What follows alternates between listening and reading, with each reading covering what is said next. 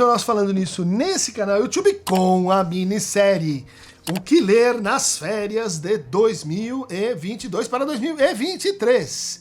E aqui estamos fazendo então um sortido de trabalhos que vieram à luz em 2022, no pós-pandemia e tal, abordando agora alguns aspectos da relação de psicanálise e história, né?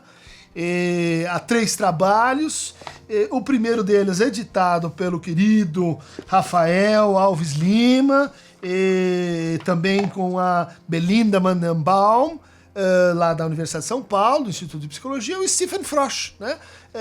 Que tem esse trabalho tão interessante lá no curso, né? Curso que a gente acabou fazendo também, Critical Theory, lá em Birkbeck, na Inglaterra.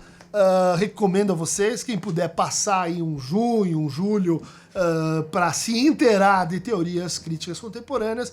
Esse curso é muito bacana, tá lá o Zizek, tá o Costas Douzinas, tá o Frosch, tá o Mbembe, tá um monte de gente legal.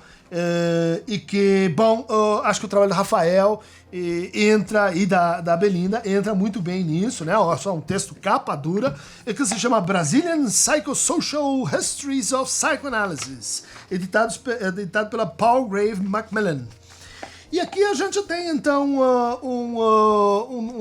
um estudo sobre a globalização da psicanálise por esse historiador, epistemólogo da psicanálise platina, né, que é o Mariano Plotkin. A gente tem o estudo da Carmen Lúcia, obrigatório, né, Valadares, essa grande historiadora, escrevendo sobre a história da psicanálise no Brasil. Um trabalho da Belinda sobre as rivalidades e traumas na história da psicanálise, outro do Stephen Frosch sobre como a gente divide saberes a partir de casos clínicos. Meu querido uruguaio amigo Guillermo Milan Ramos e eu escrevemos esse Clinical Cases and History of Brazilian Psychoanalysis. Ou seja, e se a gente fosse fazer uma história da psicanálise baseada apenas em casos clínicos? Então os casos dos anos 20, 30, os casos dos anos 40, 50, os casos dos anos 60, 70, os casos dos anos 2000... Quais seriam as diferenças, né, na forma de exposição, na recepção, no tipo de discurso, né? Tá aí isso posto nesse capítulo. Rafael Alves Lima vem com as políticas do segredo. Rafa fez uma tese de doutorado que está assim sendo muito lida, né? Mostrando o lugar da psicanálise durante a ditadura militar brasileira, né? Trazendo novos dados. Ele trabalhou com as fichas lá do DOPS, as fichas de quem denunciou, quem não denunciou, de onde estavam os infiltrados dentro da psicanálise. Um material super interessante, super importante. Cristina Facchinetti, lá do Rio, uma grande historiadora, fala da raça e degeneração, né, lá nos primórdios da psicanálise brasileira. A Raquel Morales fala da experiência do Franco da Rocha, né, criação do Parque Psiquiátrico Brasileiro. O Tiago Araújo da relação entre psicanálise e modernização no Brasil. O Fernando Nascimento da Arthur Ramos e a ideia, né, de uma alma selvagem no brasileiro. O Medo dos Bandeirantes, da Belinda, com o Stephen Frosch. A psicanálise entre a fama e o óbvio, né, um estudo muito interessante do Rodrigo Santos, né, que está pesquisando a obra do Karl Weissmann, esse personagem, né, tocador de violino, professor de inglês, que escreveu esse texto durante a ditadura militar, mostrando que os comunistas eram masoquistas, de que havia uma contradição de psicanálise e comunismo, enfim, é alguém muito interessante para a gente entender a volta desses argumentos assim estranhos hoje. Aline Rubin, psicanálise e subversão psicanalítica, né? O discurso sobre o novo jovem dentro da ditadura militar. A psicanálise gay em São Paulo, o texto do Lucas Bulamar, esse estudioso, o livro dele é muito legal, que saiu também pela Zagudoni, História de uma Regra Não Escrita. Como os homossexuais se viravam dentro das sociedades psicanalíticas, né? Quer dizer, não pergunte, não comente, é uma regra não escrita, mantenha isso em silêncio, né? Pioneiros do lacanismo no Brasil, do Francisco Capolati, lá de Campinas, que rodou também esse filme que eu recomendo a vocês, Histórias da Psicanálise. Deve estar nos streamings aí. Francisco Capuladi acho que está rodando uma segunda versão desse filme e concorre, que contribui para esse trabalho. Finalmente, a mitificação ou demanda, a civilização da agenda negra do Jacques Lacan no Brasil, né?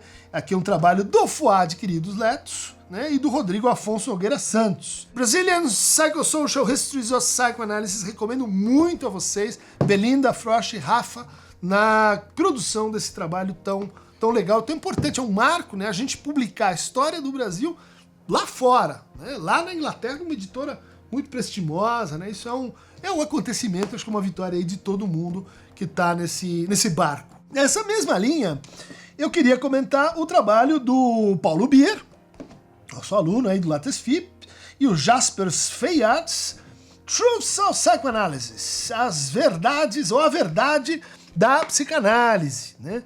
É uma compilação onde eu compareci com esse trabalho sobre o luto feminino, né? O luto feminino e o luto infinito. Tem coisas da Lori Loeffler, né? De Paris 5, do Peter Jason, da Patrícia Gerovich, lá de Nova York, coisas do Mladen Dollar, esse grande pesquisador da voz, né, dentro do lacanismo, do Augusto Esmerin, nosso craque aqui, né, consistência e contradição na lógica da verdade em psicanálise. Nelson da Silva Júnior, Política e Verdade, as transformações do neoliberalismo. O próprio Paulo Bier, Resistência e Verdade. Texto do Vladimir, Revolução, Liquefação e Transferência.